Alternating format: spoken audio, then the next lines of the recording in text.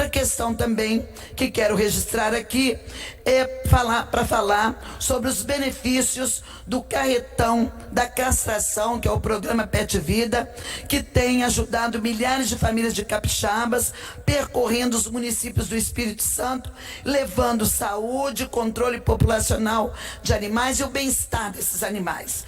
Quando nós criamos a lei 11.792 em 2023, que deu origem ao programa Pet Vida, nós pensamos justamente nas pessoas que amam seus animais, mas que infelizmente não possuem recursos financeiros para poder garantir um procedimento de castração, de vacinação, de atendimento de clínica médica para os seus cachorrinhos. E hoje, esse trabalho, a gente sabe que uma castração, que esse trabalho de castração, em muitas clínicas, ele fica muito caro. Ele vai de R$1.000 a R$2.000, que é quase o recurso familiar mensal, né, de uma família para poder estar sustentando seus entes queridos. Então acaba não sobrando, não tendo condição de caber no orçamento uma castração. E foi olhando para essa realidade que nós construímos esse programa.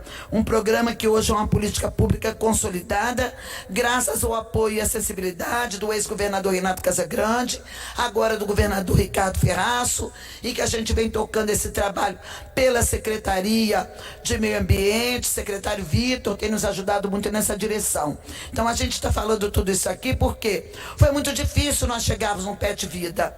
Nós primeiro, em 2020, fizemos uma emenda no orçamento, criando uma rubrica para poder aportar recursos para Pet Vida. Nós fomos ao governador Renato Casagrande implorar, mostrar para ele a importância de ter um programa de controle de bem-estar dos animais no Espírito Santo. Os municípios não tinham condição financeiras para poder abrigar um programa desse, que era necessário nós criarmos essa cultura. E através desse convencimento, de muita conversa com o governador, nós conseguimos sensibilizar ele para a necessidade de criar esse programa. E como eu tinha um aporte de recursos ainda das suplementações que a gente consegue junto ao governo, eu consegui junto ao governador Renato Casagrande mais 2 milhões de suplementação para poder nós chegarmos à quantia de 5 milhões iniciais que deram origem aos recursos do Pet Vida. E aí nós começamos as castrações, nós começamos todo esse trabalho com o apoio forte da Secretaria de Meio Ambiente, que criou, né, a política de repasse de fundo a fundo, que motivou que fizéssemos essa direção, que inclusive essa política de fundo a fundo, de passar o repasse de fundo a fundo, ela inclusive foi copiada pelo o governo federal, mas foi criada aqui, foi criada pelo nosso pessoal e aproveitada pela Secretaria de Meio Ambiente para que a gente pudesse facilitar o repasse dos recursos e o acesso do município a esses recursos. E isso cresceu, procuramos no Brasil inteiro um equipamento que fosse condizente. Felizmente, um bom equipamento, ele ganhou essa concorrência, já que nós fizemos várias exigências, nós tínhamos experiências de bons equipamentos do Brasil, a gente saiu no Brasil todo para conhecer, foi meu mandato, que foi mesmo em busca de quem pudesse prestar um serviço bom no Espírito Santo. Felizmente, uma dessas empresas ganhou a concorrência dessas boas empresas que prestam esse serviço e o trabalho está aí.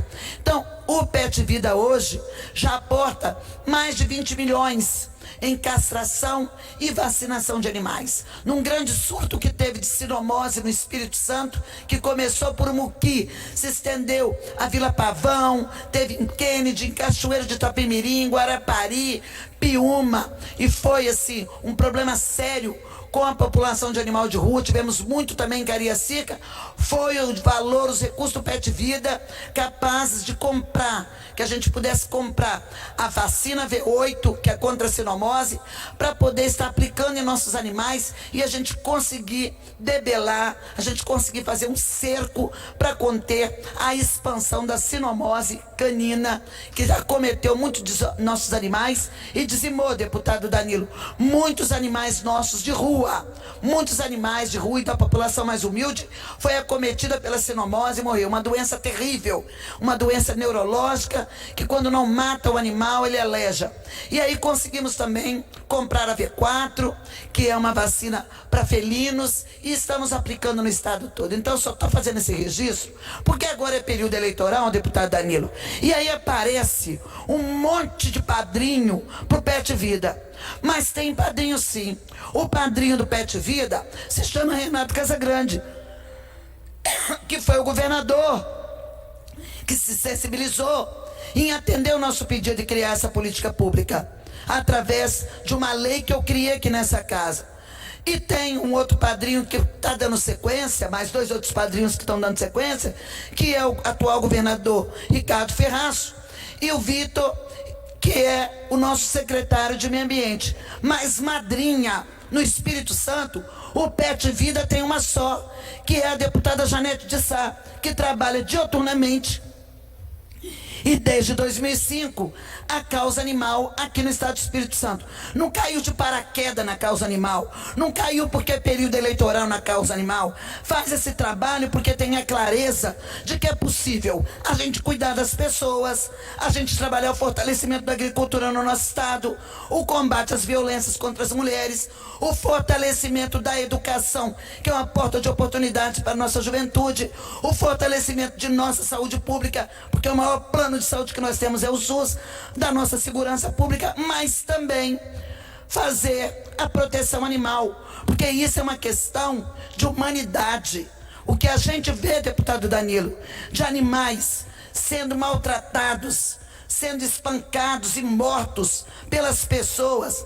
Animais não brotam nas ruas, animais não nascem nas ruas, animais são abandonados nas ruas por mãos humanas irresponsáveis. E infelizmente o poder público precisa dar conta disso, precisa multar essas pessoas, precisa fazer com que as leis existentes, que são eficazes, elas sejam cumpridas, para que esses irresponsáveis e criminosos sejam punidos. A delegacia, o núcleo de meio ambiente precisa abrir os inquéritos policiais e concluir as investigações para botar na cadeia esses criminosos, ao invés de ficar no horário de trabalho trançando para cima e para baixo o delegado em busca de projeção eleitoral, porque é período eleitoral.